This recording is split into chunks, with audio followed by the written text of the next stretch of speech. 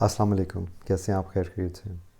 अच्छा, एक आज छोटी सी वीडियो बनानी है वेपन की प्राइस के बारे में, या गन्स या जो भी चीज़ें जितनी भी हमारी आपको पता है अच्छी क्वालिटी का हथियार यहाँ पे बनता नहीं है। हम सारों को शौक़ है कि हम वलैती हथियार इंपोर्टेड लें और इसे यूज़ करें। और बेतहाशा मुझे मैसेजेस आते हैं प्राइस के बारे में, सबसे ज़्यादा बल्कि मैसेजेस और कमेंट्स जो होते हैं प्राइस के बारे में होते हैं। तो मैं ये ज़रूरी समझता हूँ कि इस स्टेज पे एक वीडियो बनाई जाए। और इससे पहले कि मैं प्राइस के बारे में बात करूँ, मैं आपको थोड़ा सा ये बताना चाहता हूँ कि ये इंपोर्टेड वेपन्स की प्राइस कैसे ये सारी कैलकुलेट होती है और क्या होता है। वो एक लंबा प्रोसीजर इस तरीके से है कि कोई भी इंपोर्टर यहाँ पे या जो इन्वेस्टर जब कोई वेपन लाना चाहता है पाकिस्तान के अंदर, तो बहुत कम चांसेस ऐसे होते हैं कि बाहर की फैक्ट्री डायरेक्टली सेल करेगी।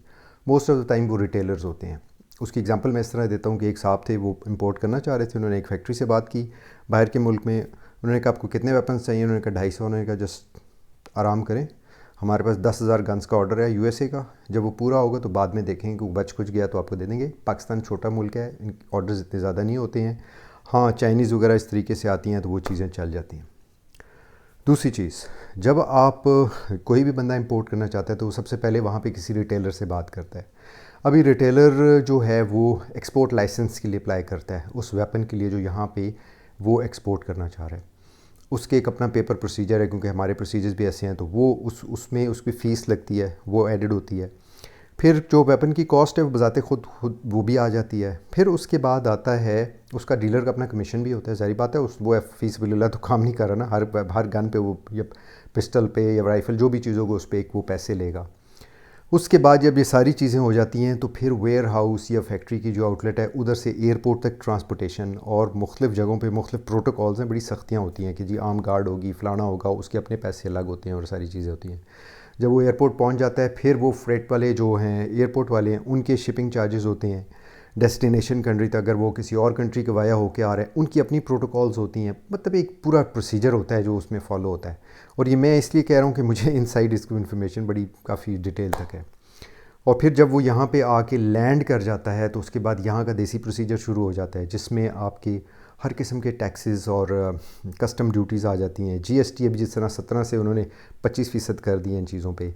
उसके बाद रेगुलेटरी ड्यूटी है, फिर उसके बाद कस्टम है, फिर उसके बाद बेतहाशा चीज़ें मिला के, और आई एम सॉरी माज़रत के साथ, वो जो थोड़ा सा जिसको कहते हैं अंडर द टेबल भी चीज़ें होती हैं। ज़ाहिर बात है वो जब सारी चीज़ें कराने के बाद, ये सारी कॉस्ट ऐड होने के बाद वो एक चीज़ पहुंचती है, तो वो एक किस्म के होल सेलर रेट पे, वो यहाँ का होल सेल रेट उस पर इस्टेब्लिश हो जाता है कि जी ये चीज़ है।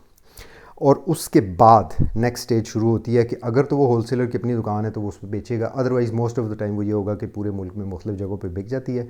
और वो हर रिटेलर जो है वो अभी अपना कमीशन भी लेगा। सारी बात है उस गरीब ने भी पैसे कमाने, और जो इम्पोर्टर है ज़ाहिर बात है उसने अपने इतने पैसे रोक के रखे हैं इतने अरसे के लिए, तो उसने भी पैसे कमाने हैं। ये सारी चीज़ें इस सीरीज़ में चलती हैं, तो आके यहाँ पे एक चीज़ बनती है और फिर उसके बाद वो होता है। और इस सब चीज़ में सबसे बड़ा ओवरराइडिंग फैक्टर डॉलर। सिर्फ एक साल का डाटा निकाल के इंटरनेट पे देख लें, किसी भी अच्छी फॉरेक्स साइट पे एक्स पे, आपको पता चलेगा एक साल में डॉलर 100 रुपीज़ इंक्रीज़ हुआ है। 170 से लेके 270-75 तक गया, और अभी 260 ही इतने हैं। तो मेरे भाई उसका कहने का मतलब ये होता है फॉर ईच डॉलर आप 100 रुपये पे कर रहे हैं, तो अगर 500 रुपये का पिस्टल, $500 का पिस्टल पहले आता था, वो अभी $500 आपको अभी कितना कॉस्ट कर रहे हैं, कितने टाइम्स इंक्रीज़ हुआ है कॉस्ट में।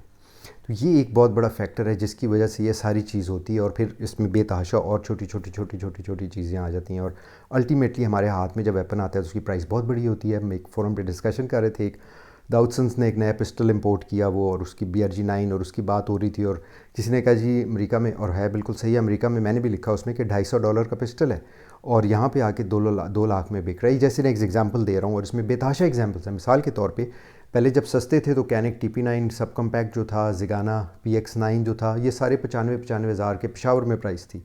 ज़ाहिर बात है वो हमारे मुल्क में पिंडी, लाहौर, कराची की प्राइसेस अलग डिफरेंट होती हैं हर तरीके से, लेकिन फिर भी अभी आप देखें वो पिस्टल आपको मिलता है, नहीं मिलता। अच्छा, और इससे अगली बात माज़रत के साथ कि मैं आपको इस तरीके से कह रहा हूँ कि मैं बैड न्यूज़ नहीं देना चाह रहा, मैं कोई पैनिक नहीं फैलाना चाह रहा, मैं आपको सच बता रहा हूँ जो मुझे इनसाइड इन्फॉर्मेशन है इंडस्ट्री की, कि जो चीज़ें भी आ गई हैं अभी तक वो तो आ गई हैं, पुराने रेट पे आई थी, उनके जो अभी डिमांड वर्सेस सप्लाई गैप की वजह से या किसी भी रीज़न की वजह से उनका रेट डिफरेंट है और मुख्तलिफ शहरों में डिफरेंट है।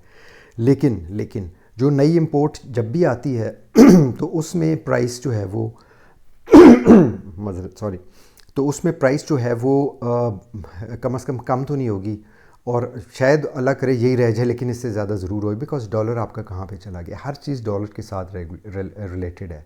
जो एक्सपोर्ट फ़ीस है, जो शिपिंग फ़ीस है, वो सारी डॉलर्स में कैलकुलेट होती है, तो वो प्राइस तो ऑटोमेटिकली इंक्रीज़ हो जाएगी।